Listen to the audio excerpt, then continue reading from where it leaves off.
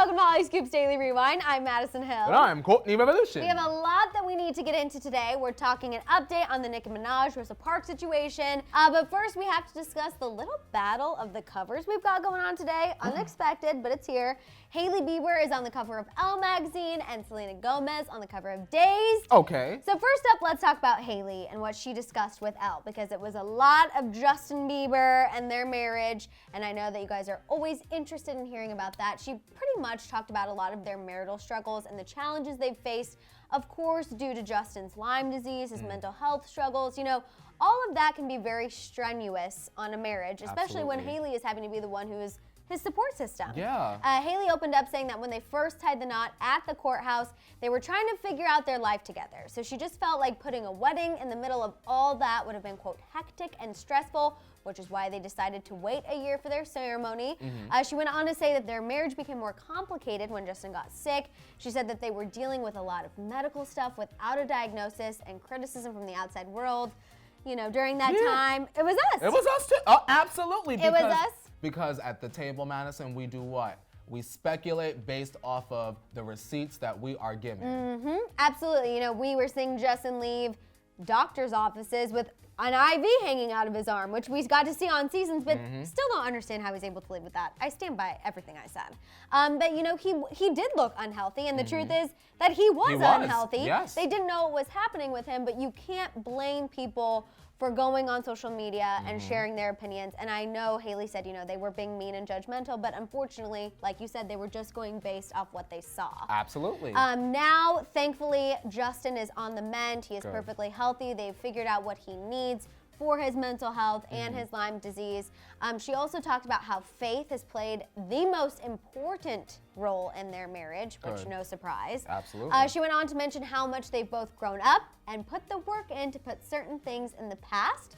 Because you guys know, a lot of times Courtney and I will bring up that first joint interview from Vogue. How they both openly admitted they had past relationship issues that they hadn't worked through, but it seems as though it's finally taken care of.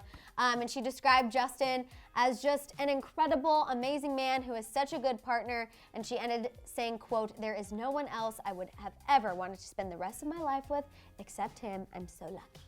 That is beautiful, Madison. Snaps all around for the Hailey Hailers. Oh my God. Today is your day. It's their day. Hailey Hailers, stand up and stand proud. No, but honestly, I am glad that she's in Justin's life, because I imagine Justin searching for a support system when he got sick. Right. Imagine if he was sick and alone. No, exactly. What would he have done? He would have put his life in the hands of his handlers? Right. Scooter? Right.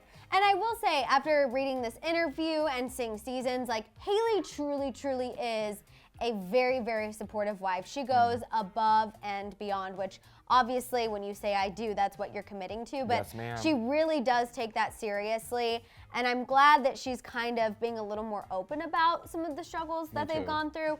I know on the morning TV we talked about, like, is this kind of a deflection from the music? Is this helping promote it a little bit? I feel like it is. I feel like this is a plan, granted a good one. It is a plan to get people to feel bad for Justin and good about him getting married so fast to Hailey, because of course we have an interview that says Hailey is so protective over Justin. She really is there for him. So of course, how can you hate Hailey now, the superstar that married her idol? No, and I think it is important because when Hailey and Justin did first get together, a lot of believers themselves, not just, you know, Jelena shippers back in the day, but a lot of believers were very weary of how this relationship would affect Justin. So I feel like with Seasons, with this magazine, you know, a lot of it is probably to help promote him and her and show, no, really, your fave is better with her.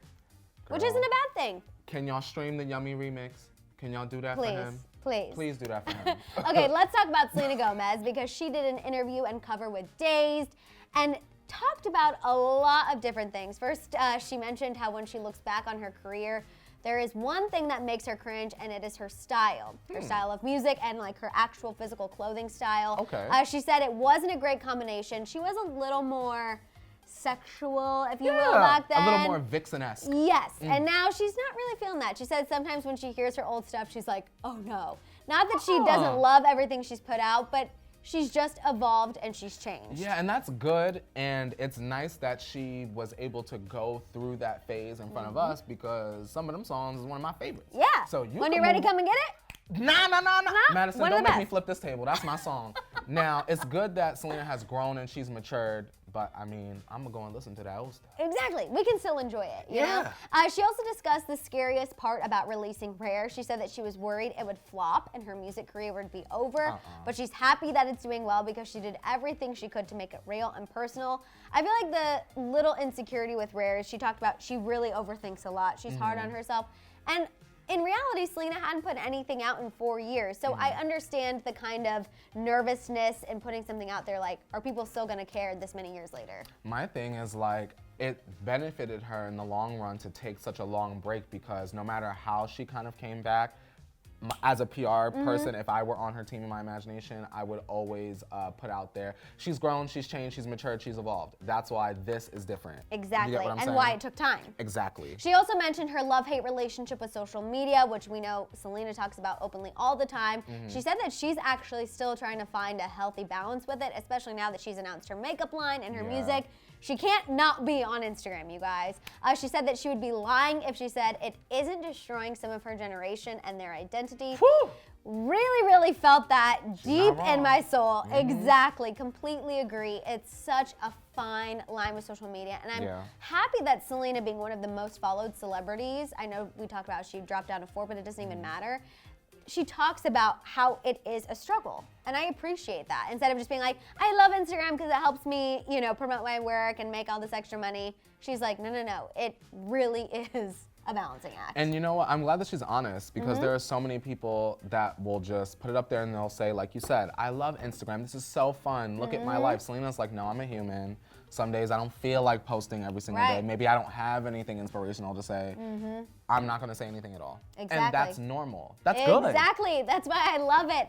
She also talked about this new era, saying that she's leaving behind the girl who was timid, weak, abused, and silent. Hey. And now she's stepping into who she's meant to be. Ooh. Right? Did that give you I the like chills? the sound of that. I know. Oh, she's gonna snatch some wigs. Oh, yes. Come on, Selena. And now I feel like we are getting into this new era where Selena is not only an artist and an actress, but she's also a businesswoman. Yeah. You know what I mean? And with she's Rare the Beauty. business, woman. Whew. Prepare yourselves and your coins, everybody. Okay, let's talk about Nicki Minaj. Oh, yeah. She recently teased an upcoming song called Yikes. And you guys know yesterday a lot of people were giving her backlash because she had that line in there about Rosa Parks. Some people thought it was disrespectful. Courtney and I were like, WTF, why is everyone being annoying? Panties in a wad. Yep. But sources close to Nicki now spoke to TMZ and shared how Nicki feels about the backlash.